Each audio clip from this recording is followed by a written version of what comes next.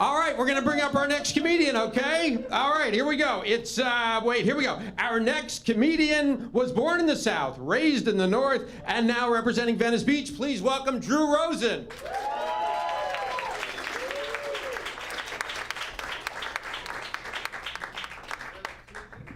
Good evening, and thank you for the welcome, and thank you for the class for having such a great crowd come out.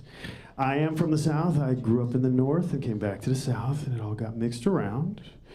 And the most fun I had growing up was finding out that my grandfather was an incredible inventor. He worked for the military, super intense, super hazmat, like secret stuff couldn't tell anybody anything about. So I learned over time all the little secrets about my grandfather's inventions. He was a hovercraft guy.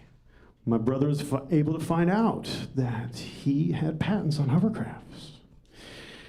But much like me, he had some ideas that weren't quite finished off completely at the end, like you should.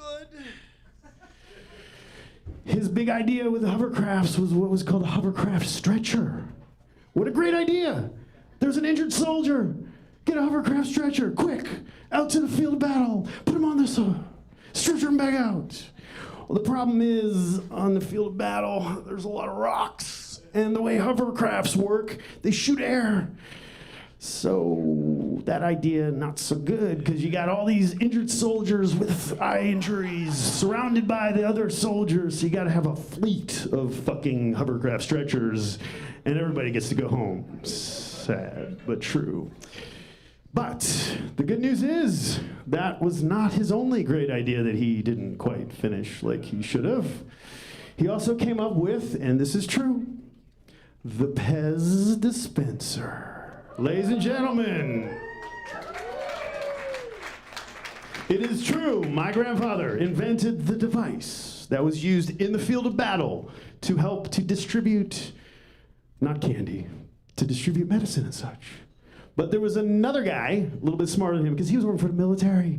The other guy was smarter than him, put a candy head on it, made $1 bazillion, and hence I am not the Pez dispenser millionaire grandson kid.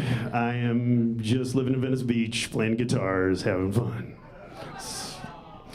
But it's okay, because when you have that history of invention, the good news is your mind works so amazingly, awesomely, so much fun. And you get to think about those moments when those first things are invented and how beautiful that moment is. The first time something is ever invented in the history of humanity. What a great moment. For example, fire. That guy who's like, hey, I got this idea, and tribute to all the firefighters out there and out there fighting real fires. We'll take a moment, tribute to those guys. But the first time a guy is like, I can make my own fire. Check it out, bro. And he's like, oh, this is gonna be great, man. We can cook all these marshmallows, for example, that kind of thing. And then you got the second guy who's like, oh man, we can invent a wheel.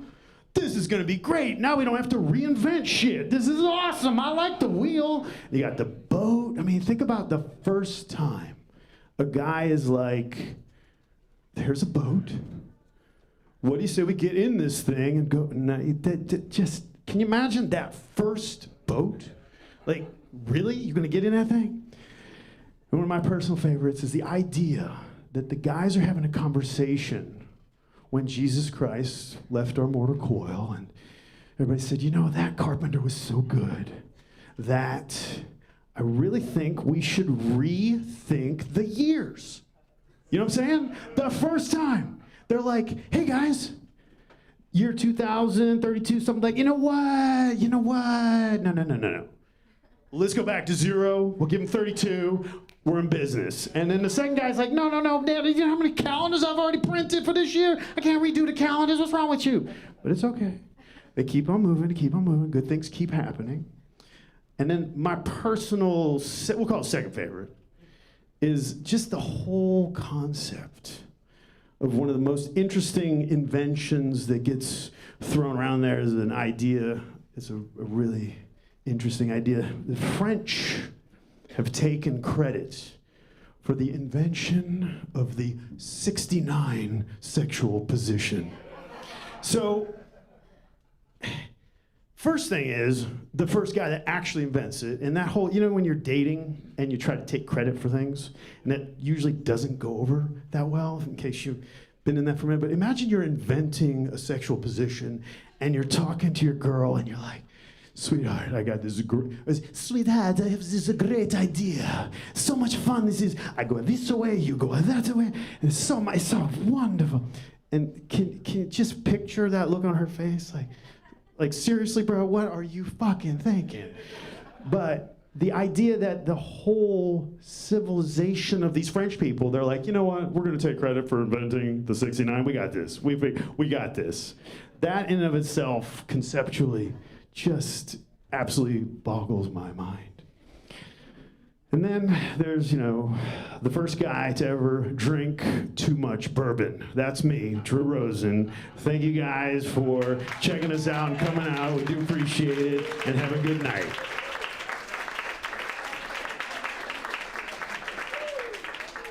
All right, I give up. I keep trying to walk up the same way they're leaving.